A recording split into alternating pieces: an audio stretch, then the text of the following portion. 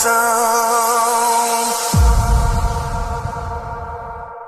Rádio Aliança FM 106.3, esse é o programa Por Trás da Canção, direto aqui de Porto Alegre, e a gente já agradece ao pessoal da Lumini TV, que é o apoio cultural deste programa, com os estúdios, a equipe técnica e toda a parte de infraestrutura.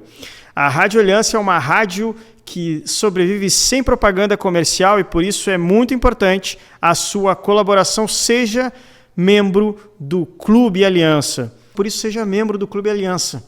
Entre agora no clube.alianca.fm.br e veja todas as possibilidades de você continuar ajudando essa rádio a espalhar o amor de Deus e a ser esse farol de esperança a tantos o que precisam.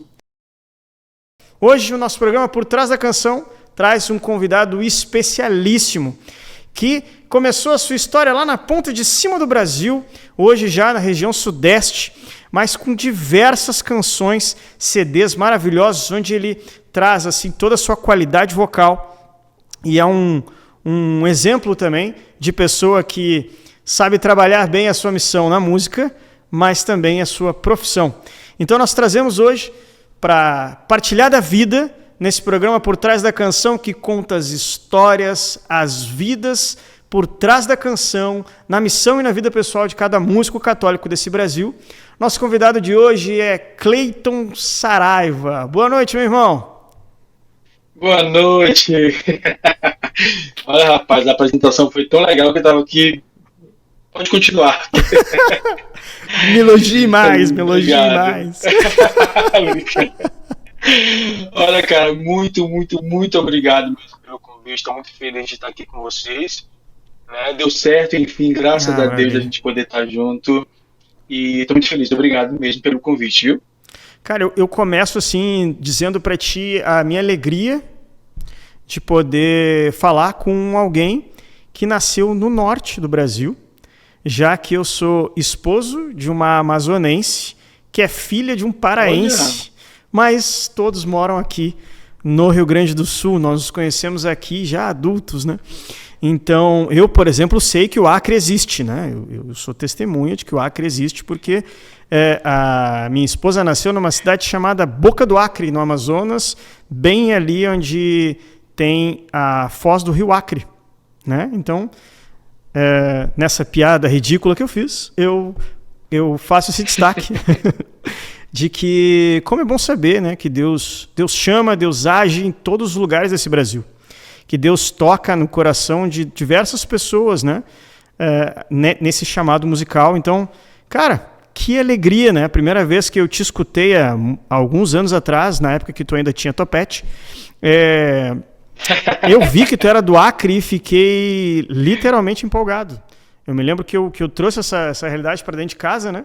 Para dentro dos ministérios e bandas que participavam, eu disse, cara, olha só que baita músico lá do Acre. Então, conta um pouquinho, cara, como foi para ti, nessa realidade do Brasil, receber assim esse chamado primeiro a seguir Jesus, a estar na igreja, né? Conta um pouquinho dessa história assim, de quem era o Cleiton, né? Quem era o filho Cleiton, lá naquela cidade, naquela casa, naquela vida, naquela realidade. Cara, é interessante você falando e isso me remeteu a muita coisa, né? E me remeteu principalmente a uma frase que uma vez eu falei para um diretor espiritual meu, na época, né? Que eu falei para ele assim, quando eu entendi que cantar para mim era muito mais que talento, era vocação, aí sim a fé moldou a minha identidade artística. Por quê? Porque assim, Deus chama, eu acredito muito nisso, né? Ele chama lá nos confins do Iapoque ao Chuí, aonde ele quiser, né? E eu tenho muito claro para mim que quando Deus chama, ele abre portas. Deus não chama ninguém e de alguma maneira ele chama e diz assim, vai, se vira. Não, ele chama e ele abre portas. Ele espera que a gente esteja disposto, né? E foi assim comigo, porque eu nasci no Acre, mas fui criado no Amazonas. Por quê?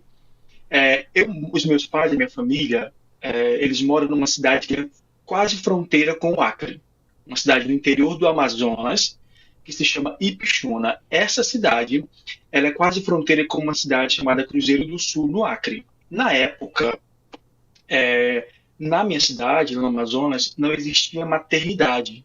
Então, todas as mães iam ter seus filhos nessa cidade vizinha onde tinha maternidade. Então, eu nasci no Acre porque também a minha família paterna, a família do meu pai, era toda do Acre, né?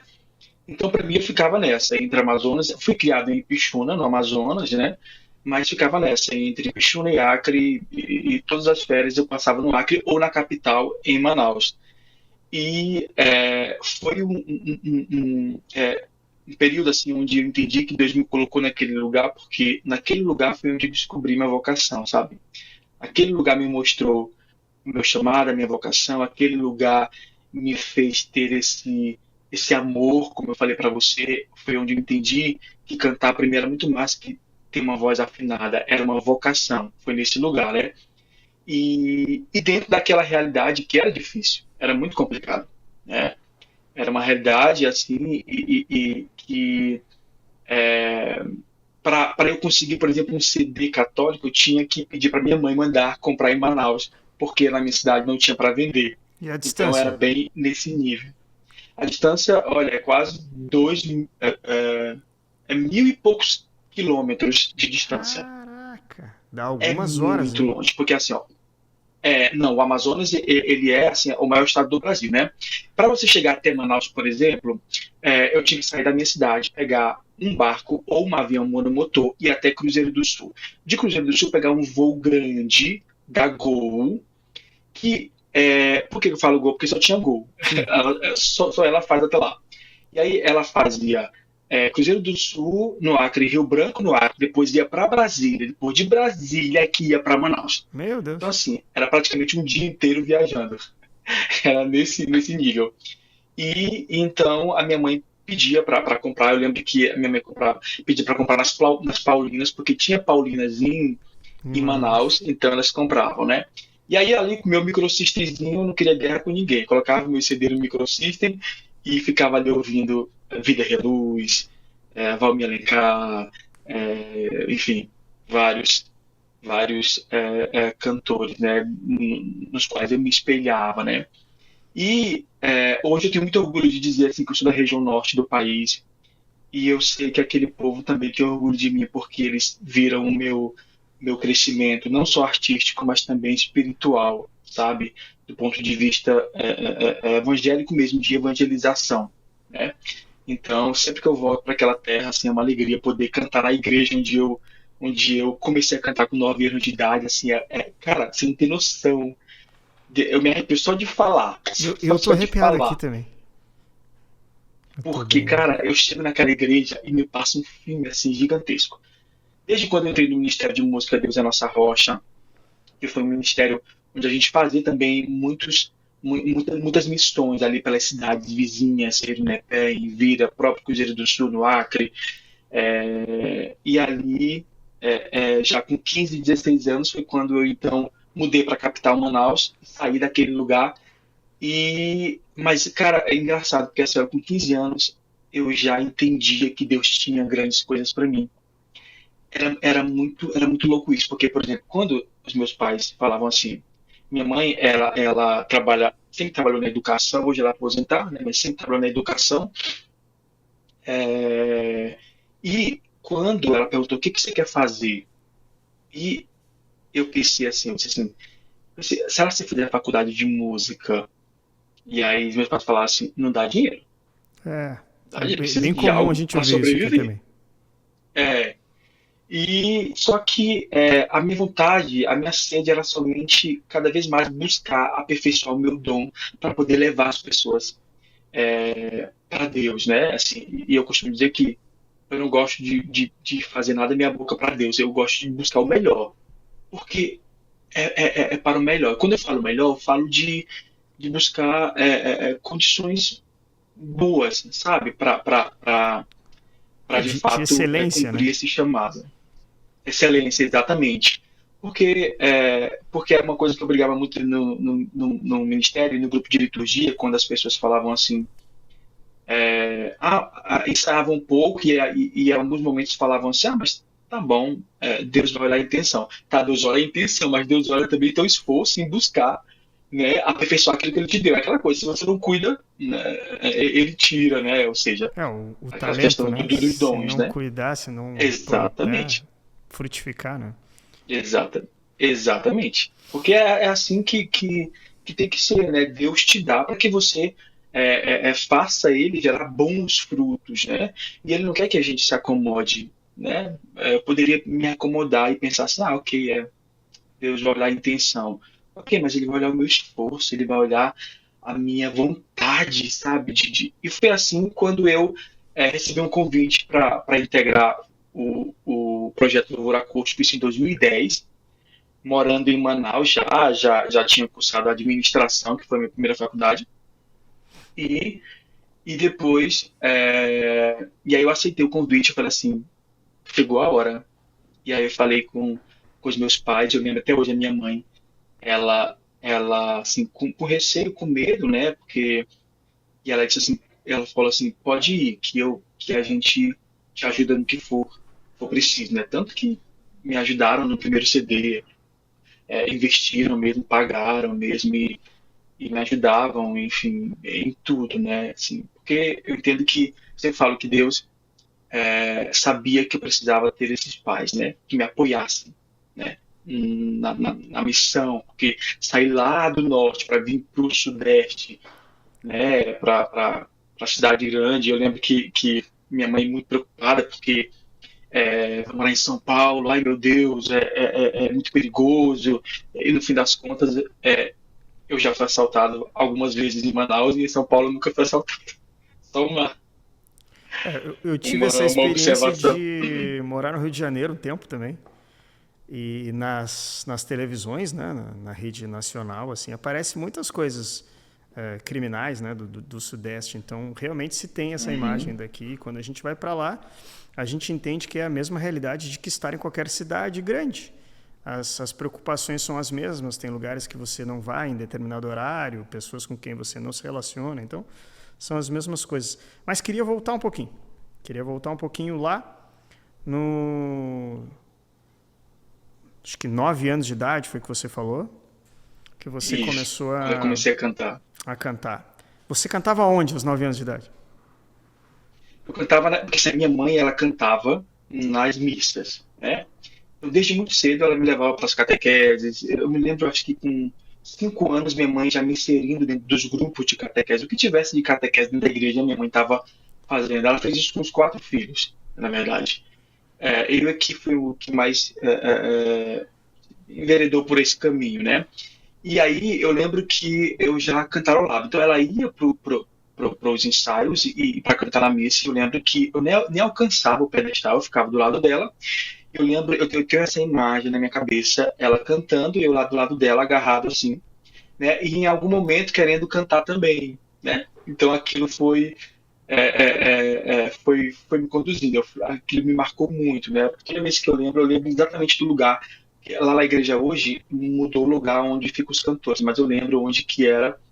E aí, com 9 anos, uma freira lá da minha cidade, lembro até hoje, irmã Débora, ela começou a perceber que eu tinha talento. E aí ela começou a ensaiar comigo. Ela cantava, ela começou a ensaiar comigo para me colocar para cantar no dia que a liturgia era do grupo de perseverança. Eu tinha 9 anos de idade. E foi então que aí que eu comecei. E eu lembro que ela recebeu algumas críticas por me colocar com tão pouca idade. Eu lembro porque ela não me disse, mas eu ouvi algumas vezes, algumas pessoas, né? Mas mesmo assim ela insistiu. Sem dúvida, conduzida por Deus, mas também porque ela enxergava que tinha naquela pedra bruta ali ia sair alguma coisa. E aí eu comecei a cantar nas missas, e aí eu fui. Porque assim, ó, eu lembro que quando eu comecei, eu ainda tentava imitar muitos cantores que eu ouvia. Tentava imitar Valmir Alencar, eu tentava imitar alguns outros cantores daquela época, né? especificamente, que eu ouvia, que eu tinha os discos, que eu tinha os CDs, eu tentava imitar. Então ainda não tinha uma identidade musical ali, sabe? Eu buscava imitar aqueles cantores e tentava fazer da maneira que eu conseguia. E às vezes tentando imitar a gente comete alguns equívocos, né? Que talvez de tons ou de melismos que nem são nossos, né? E daqui a pouco nos atrapalha. Mas, E é cara, quero exatamente isso. destacar uma coisa fantástica da ação de Deus na vida da gente, né? Que é na vida da missão, do talento, nem sempre a gente consegue colocar ele para fora sozinho.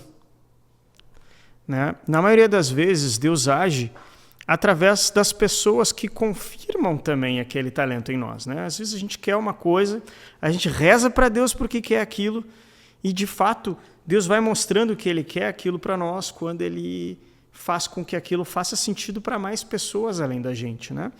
Então, assim, a importância desta irmã que identificou o talento, que dedicou, né? Talvez ela ouviu antes a voz de Deus do que tu, né? Deus já tinha Acredito falado com nisso. ela, né? E graças a ela a vontade de Deus se fez na tua vida. Então, como é importante, né? Todos esses que se dedicam a ensinar, a preparar, né? De todos esses pequenos aí das paróquias que ensinam violão, que ensinam canto, que preparam corais, que preparam equipes de liturgia, né? Então, como isso foi importante para ti e como, querido ouvinte, pode ser importante para você também. Valorize quem está do seu lado aí, porque a pessoa que está do seu lado executando a música na liturgia pode ser um grande professor para você, pode ser aquele que vai descobrir a vontade de Deus para a sua vida. E aí, lá na paróquia, Cleiton Saraiva, cantando agarradinho na perna da mamãe, foi ficando mais velho e foi pedindo então para o pessoal baixar o microfone para cantar. E aí conta pra gente como é que foi a experiência de cantar pela primeira vez lá na paróquia, assim, quando o pessoal escutou pela primeira vez a voz do Cleiton na missa. Olha, eu fiquei tão nervoso que honestamente assim, eu suava, mas eu suava, mas eu transpirava de um jeito, cara. E eu tremia, e eu assim, porque assim na minha cabeça, para você ver como são as coisas, né? Eu lembro que nesse dia eu quase não dormi. Acho que eu dormi 2 horas, foi muito. 2 horas, acho que nem isso. Porque a ansiedade, cara, eu lembro que eu acordei, era umas 4 horas da manhã, e a missa começava às 8 horas da manhã. Uhum. E eu acordei muito nervoso os meus pais acordaram cedo e perguntaram por que eu já tinha acordado e eu falando e tal. E aí minha mãe percebia que eu estava muito nervoso, né? Que ela sabia que era o primeiro dia. E aí eu lembro que eu até falei assim para ela assim, mãe, a senhora não vai não, né? Porque com medo de eu errar e ela ver que eu tinha errado, enfim. Eu lembro que essa questão com a minha mãe durou até um bom tempo e eu pedi para ela não ir porque eu ficaria nervoso se eu visse ela Sim. ali. Eu lembro perfeitamente disso. Mas assim, a sensação que eu tinha era de que as pessoas iriam me criticar, que as pessoas iriam falar mal, que as pessoas iriam olhar, que as pessoas iriam rir, sabe? Por quê? Porque honestamente assim, eu não tinha segurança. Mas hoje eu entendo que aquela freira ela precisava me empurrar. Que algumas coisas você precisa de impulsão. Você precisa que alguém te empurre e te diga vá, passe por isso. Porque eu vou te falar, viu? Aquela primeira vez foi para mim um divisor de águas. Porque era como se eu tivesse ter que tomar uma decisão e a partir dessa decisão de me jogar e de me lançar naquela missão de cantar. E eu lembro de uma coisa que a freira falou para mim. Quando eu sempre falava assim para ela: eu quero cantar para Deus, eu quero cantar para Deus, eu quero cantar para Deus, eu quero cantar para Deus. Aquela coisa de sempre repete: quero cantar para Deus.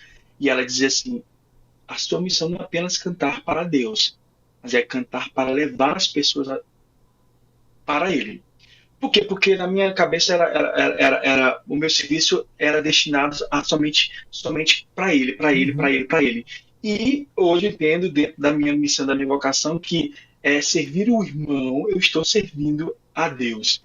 né? Servir Cristo no irmão, cantar para levar as pessoas até Ele, é cantar para levar as pessoas até o coração dele. Então, é, eu acho que aquele empurrão daquela freira foi um divisor de águas. E vou te falar, eu me senti, depois que acabou, cara, primeiro que eu corri pro banheiro, né, logo de início, foi Sim. isso. E depois, assim, eu cheguei para perguntar para ela como que eu tinha me saído, né?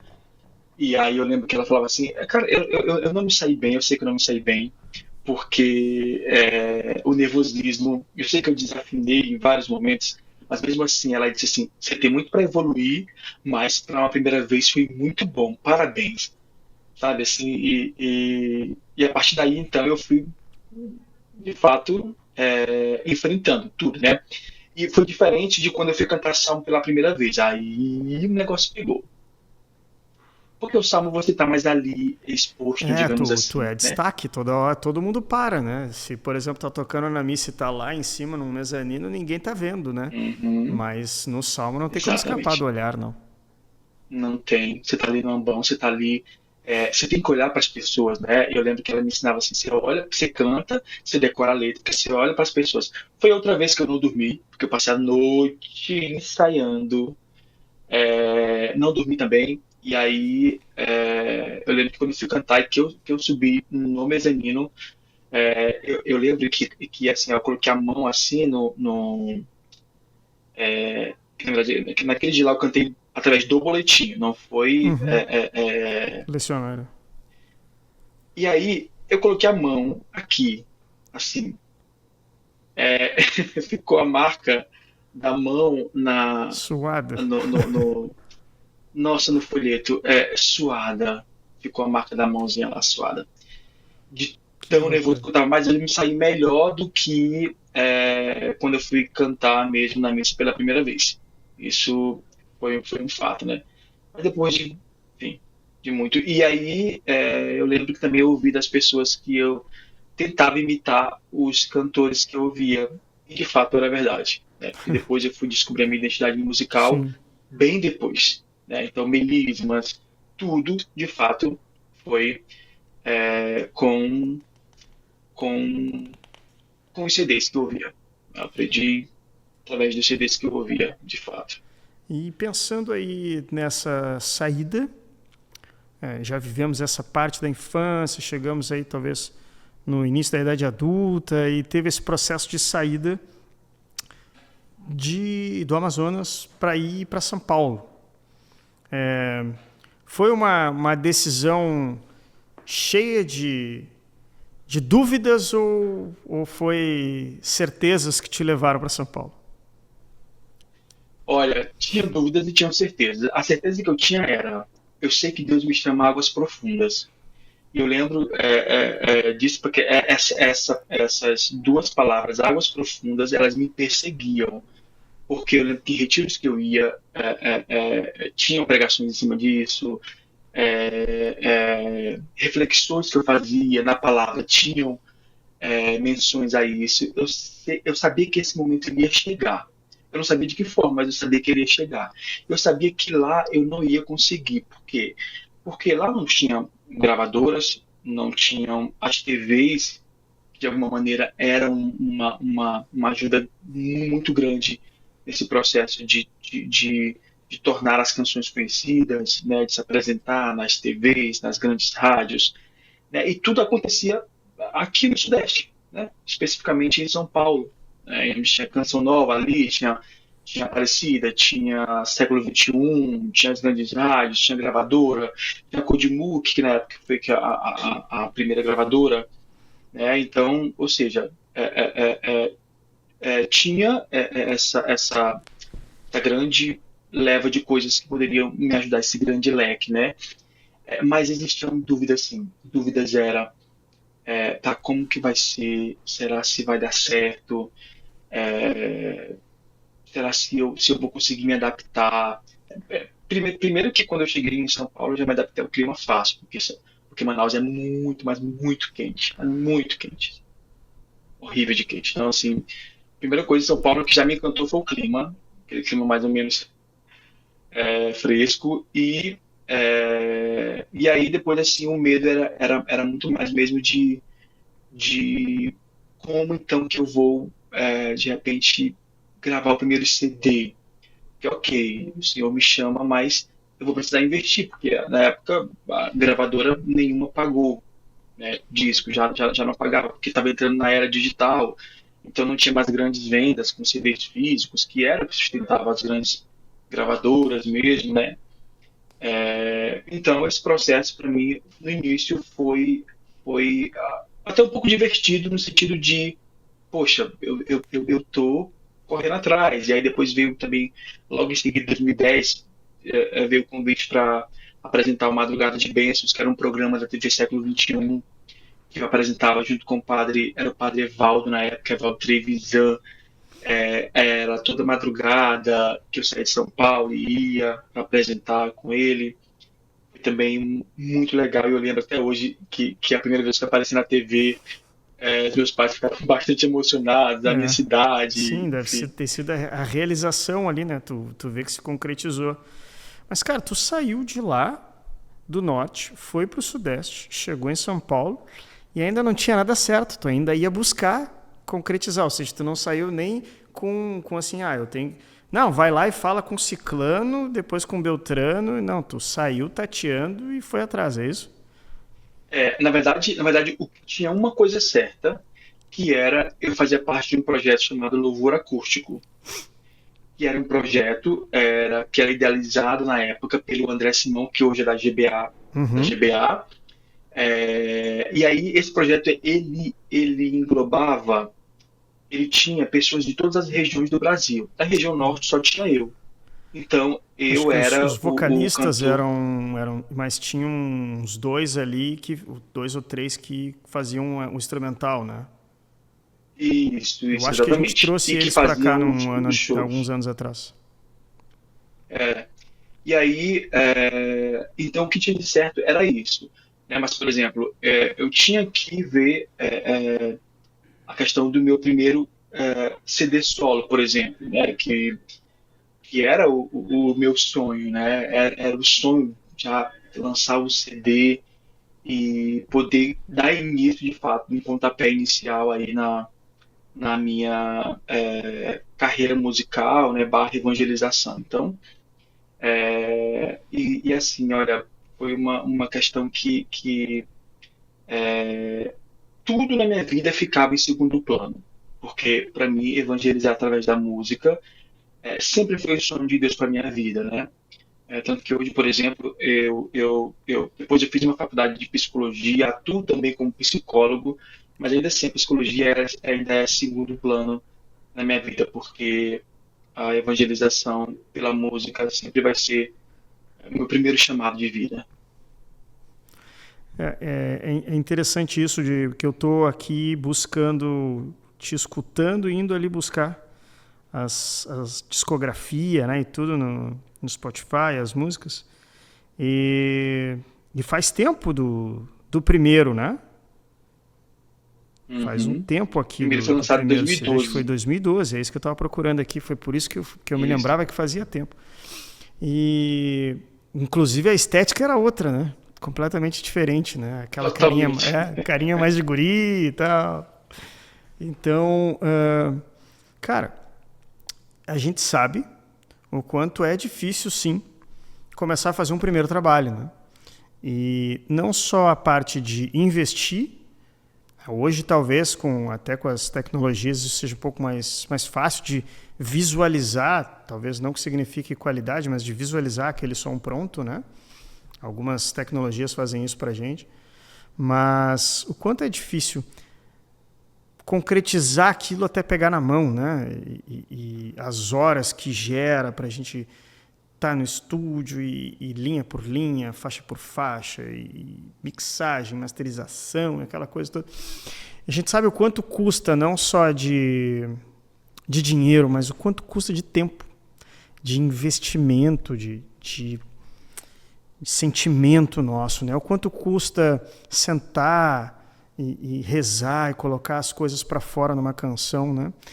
E é um pouco em cima desse valor, né, desse gastar a vida nisso, que eu queria também perguntar para ti como é que foi para ti aquelas primeiras canções que se tornaram CD, né? Como é que foi o processo se pudesse destacar uma para a gente, por exemplo, que tu te lembra do primeiro CD e que traz a história tem alguma história por trás da canção, né? Dessa composição, assim, para a gente entender um pouquinho do que tu vivia naquele momento. Olha, o título do CD, do meu primeiro CD, chama Em Ti é Meu Lugar. Foi a minha primeira composição. E ela nasceu justamente daquilo que a gente falava, do meu desejo mesmo de assumir o meu lugar em Deus, né? De assumir o meu lugar na vontade de Deus, né? E eu lembro que essa canção, essa Em Ti é Meu Lugar, eu compus, assim como várias canções minhas que eu componho elas, eu quase nunca termino uma canção no mesmo dia. Eu sempre componho, com exceção dessa última, que depois a gente vai falar, inclusive, que ela foi um desabafo só, né? Mas o primeiro é Sentir é Meu Lugar, que dá título ao CD, o primeiro CD. Ela foi, inclusive eu compus ela lá na minha cidade, nas primeiras formações, digamos assim, né, enquanto adolescente, e eu sempre tinha certeza de que quando eu fosse gravar um CD, essa ia ser a primeira música, né? Tanto que ela nem foi música de trabalho, mas ela precisou ser título do disco, porque para mim aquilo era uma realização de uma promessa, né?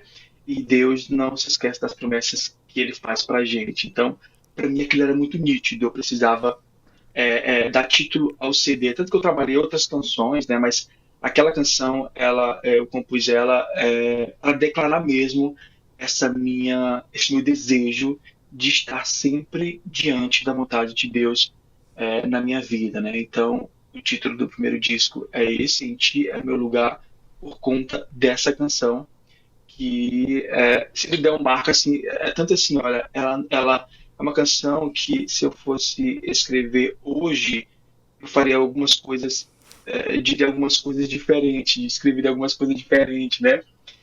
Mas naquele momento era a minha maturidade espiritual gritando. Então era exatamente aquilo, né? E aí, então o primeiro disco ele tem esse tema por conta dessa canção. Canta um pouquinho pra gente lembrar dela aí, canta um trechinho. Nossa, agora lembrar essa canção, meu Deus. Eita, nós. Não, você sabe que as minhas canções, eu vou falar pra você, esses 5 anos que eu passei, quase 5 anos que eu passei sem gravar, e praticamente longe das missões do palco e Sim. Tem dos música que faz tempo que você não toca. de tudo. Não, essa Em Ti é Meu Lugar, peraí, deixa eu lembrar dela. Essa mesmo. Oh, como eu amo essa canção, meu Deus. Já lembrou? Já. Então vai. Eu vou fazer só mais roxar. Não faça isso não, pelo amor de Deus. Pera. Deixa eu. Deixa eu pegar um pouco aqui, peraí que. Isso me remete a muita coisa. Inclusive esse início aí, quando eu falo a minha conquista é fazer tua vontade de mim, eu escrevi isso porque para algumas pessoas, na minha região principalmente, gravar um CD era como se fosse uma conquista, Sim. né? É uma conquista, é um triunfo, é uma coisa lançar um disco, né? Mas quando eu canto essa parte, a minha conquista é fazer tua vontade em mim, meu Deus, escolheste meu prazer, servo teu e eu digo vou, onde mandar.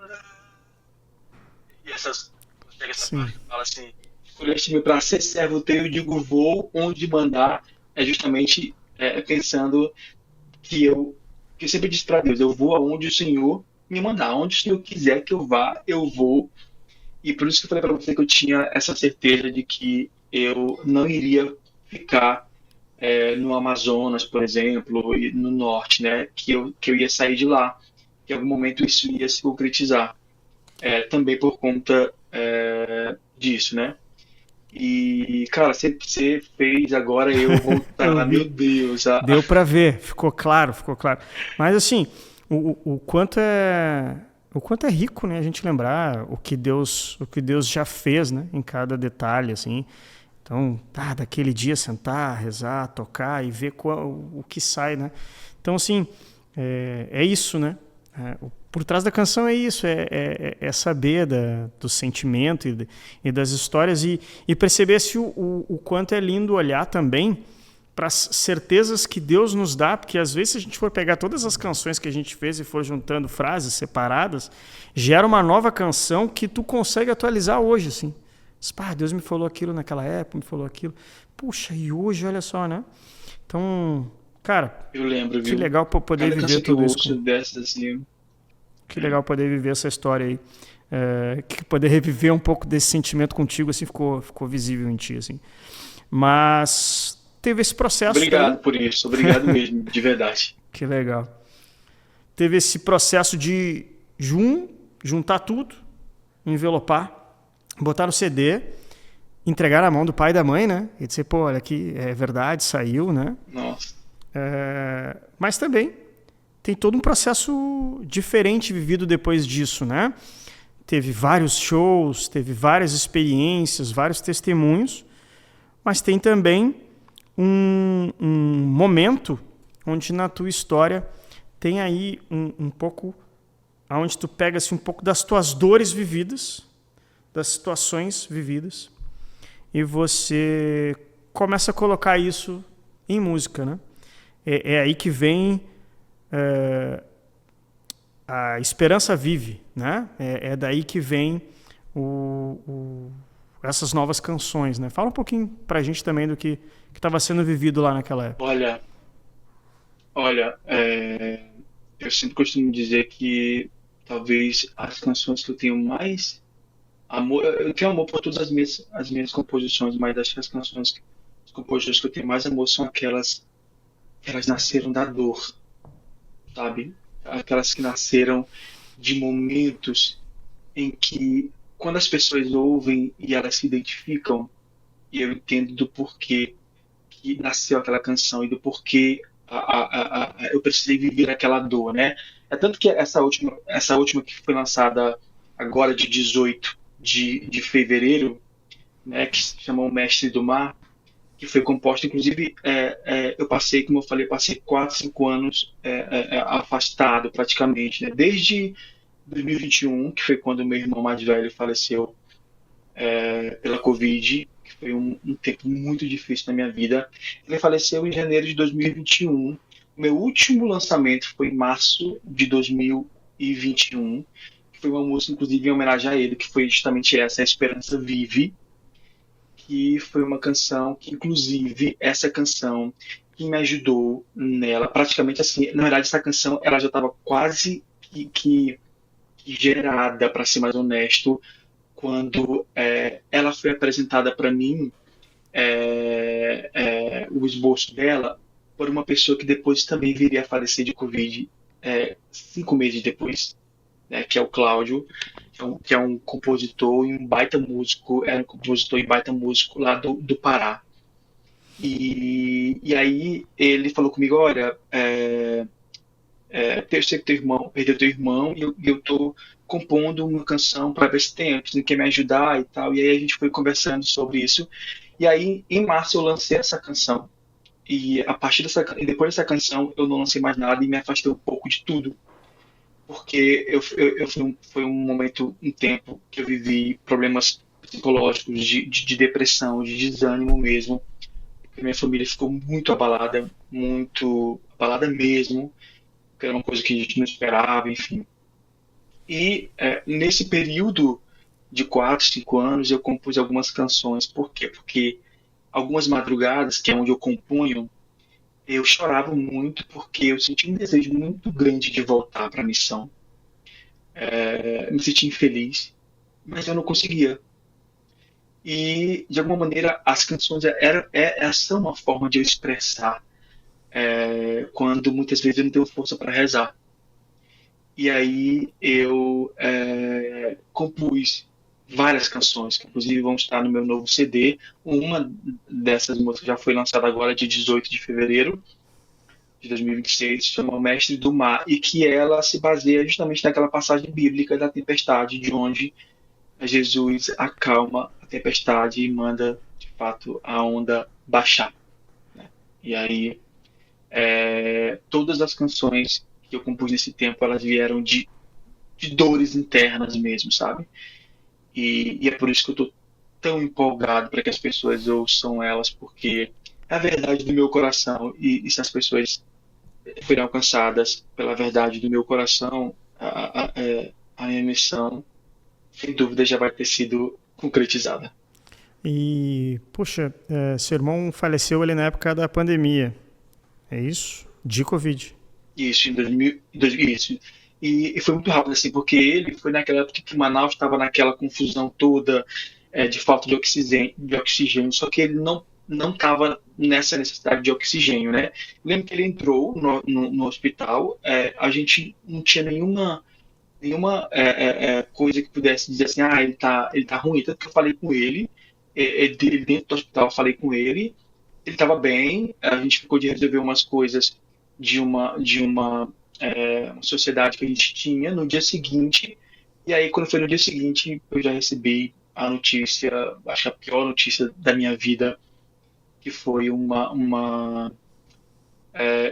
coisa assim que a gente acho que nunca vai acontecer com a gente, com a família da gente, né? Eu lembro que quando eu acordei, por volta de umas 7 horas, eu tinha muitas ligações no meu celular e a minha tia tinha me ligado 60 vezes. E aí, quando eu peguei o telefone que eu vi isso, ligaram de novo. Só que em nenhum momento passou na minha cabeça que seria para dar essa notícia, né? E aí ela me ligou, ela estava na minha casa, minha mãe ainda não sabia, ela tinha ido lá e ela estava me dando a notícia naquele momento ali, assim, foi muita coisa para mim, assim, desmoronou, né? Porque, imagina, você falou com seu irmão na noite anterior, ele falou que estava tudo bem, que ele ia sair dali no dia seguinte, que estava tudo certo, e aí de repente você não sabe como aconteceu, e como muitas famílias passaram por isso, né? E aí aquilo, cara, me deixou alguns anos bem doente psicologicamente, sabe?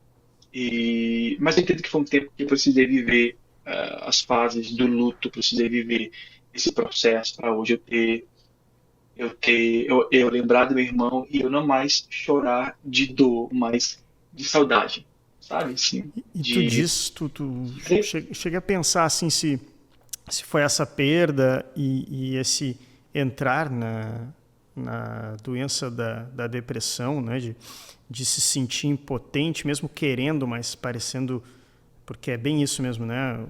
Na depressão se às vezes não se consegue perceber ou não se consegue raciocinar, mas a gente quer algo e ao mesmo tempo parece que nada nos leva para aquilo que a gente quer e nada nos consegue tirar de lá, né?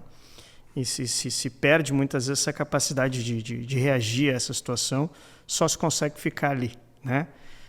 Você acha, por exemplo, que a experiência de ter vivido esses traumas assim foi que levou você para a psicologia? Não, porque a psicologia, eu vou falar para você, em 2013 eu tive um trauma dentro de um avião monomotor. Eu saí de São Paulo, eu tinha um show para fazer no interior do Pará. Eu tinha um show numa cidade chamada, como que era? Não lembro da cidade direito. Mas eu saí de São Paulo no avião grande, pousei em Belém. De Aham. Belém, eu ia pegar um monomotor, certo? Um avião de 7 lugares, que é muito comum Sim, de se sim. andar.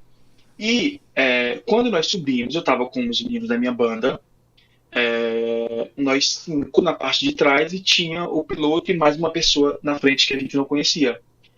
E quando a gente subiu, começou um barulho muito, muito forte no avião, nesse avião. E a gente, coisa de segundos, e a gente começou a olhar um para o outro e ali começou um certo desespero, né? A gente não se entendia. Eu perguntava uma coisa, eu escutei alguém falando é fogo, perguntando e eu afirmando é fogo.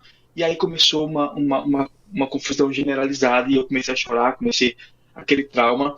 E aí o piloto, ele fez, em 2 minutos, ele fez o retorno e voltou para a pista. Quando pousou, ele viu que era o cinto de segurança, a parte da fivela, Aham. que o rapaz do lado deixou do lado de fora. E quando o avião Ah. subiu, começou a bater na fuselagem. Uhum. E aí ele pegou, começou, ele falou assim, vou fazer um novo plano de voo e a gente vai para a cidade, porque eu tinha contrato com Sim, a sim. cidade para fazer o show. E só que eu falei que eu não ia mais, e comecei a chorar, e comecei a ter uma crise de pânico, eu nem sabia o Sim. que que era.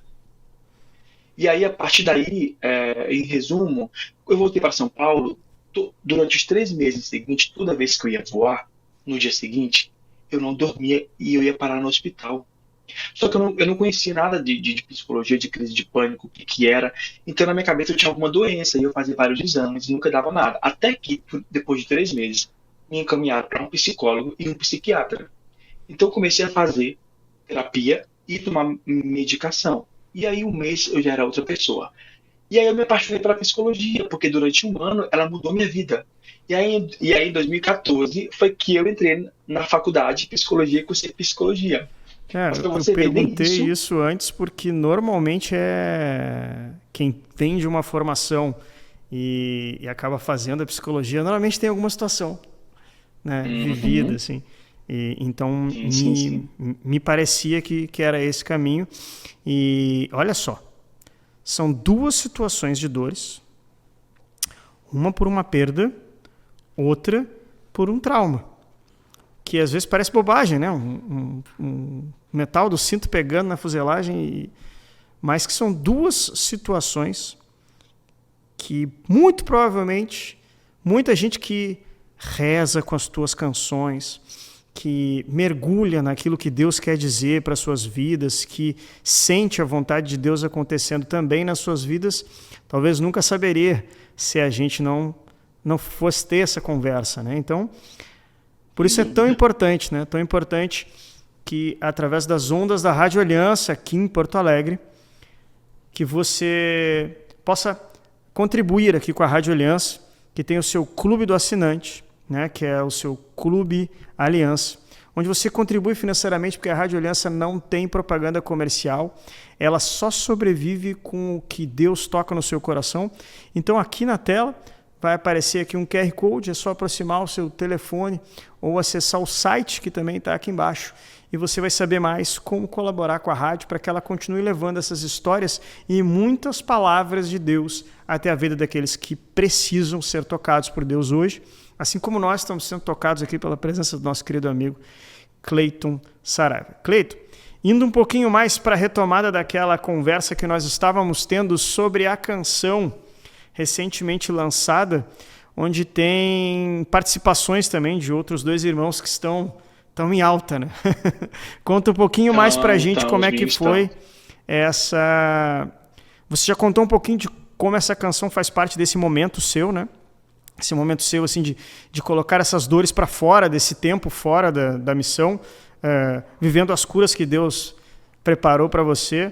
Mas conta um pouquinho também como é que foi essa retomada, esse estar de novo num estúdio, né? Porque vocês gravaram a música, mas também fizeram um clipe, né? Que está muito bonito, saiu então dia 18 de fevereiro agora.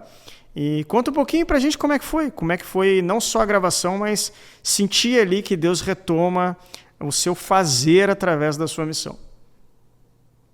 Você falou uma coisa que é muito verdade. Esse tempo Deus usou para me curar. Foram muitas curas. Assim, muitas certezas, porque eu lembro que quando eu comecei, essas canções, elas vieram em situações em que eu ensaiava uma volta, uma retomada da missão, né? Porque retomar as gravações não é só retomar uma carreira, é retomar uma missão mesmo, um chamado, tomar o meu lugar no chamado de Cristo para mim, né? E eu vim ensaiando isso desde 2023.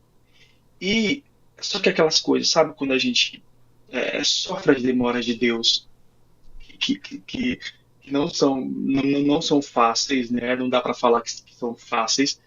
As demoras de Deus a gente sofre, dói, né? Porque a gente quer tudo imediato, a gente quer tudo ali para já, né? E eu lembro que em 2003, 2023 eu comecei a ensaiar essa volta. 2024 continuei ensaiando. 2025 continuei ensaiando e eu disse assim, pera, quando foi, acho que por volta de julho mais ou menos do ano passado, eu falei assim, agora eu sinto que é o momento. E é engraçado, cara, porque assim, olha, eu vim pedindo sinal de Deus, eu vim pedindo sinal de Deus, sinal,